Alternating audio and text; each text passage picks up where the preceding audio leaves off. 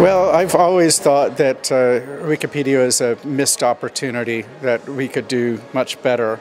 A few years ago, I had the notion that what we really ought to be doing is cataloging all of the encyclopedia articles that are already out there in the world and creating a neutral platform that people could use to rate them all.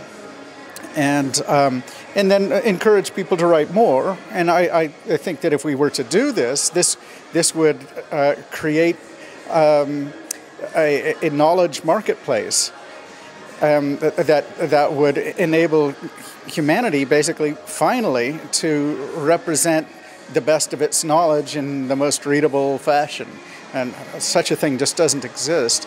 So I was approached by Sam Kazemian, who is now the president of Everipedia, last September. I'd already been talking to him, and he told me that Everipedia was moving to the blockchain.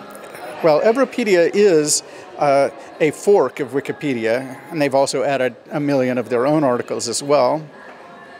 So essentially, this is going to enable Everipedia to execute the idea that I described. So I got very excited and got on board.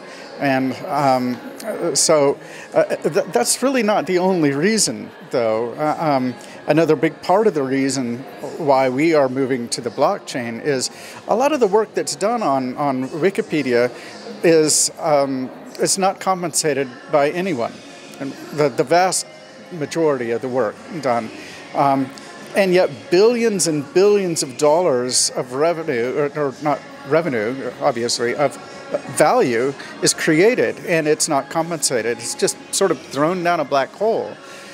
Wouldn't it be nice if we could actually compensate the writers and editors of Everipedia in a fair fashion?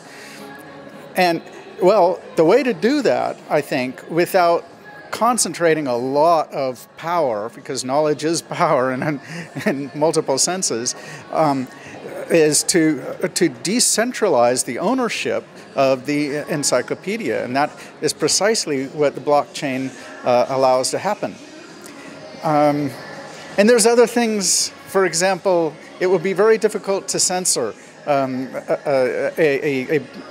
an encyclopedia that is built on the blockchain, because you can't shut down all the nodes, and all of the apps that will be created that use the information from the Everipedia network, the blockchain, they will all be up to date.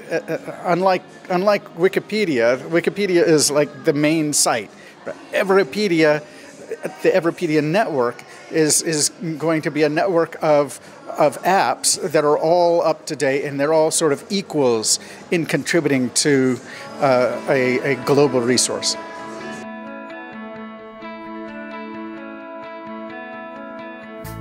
I think that we have been seeing some corrections recently.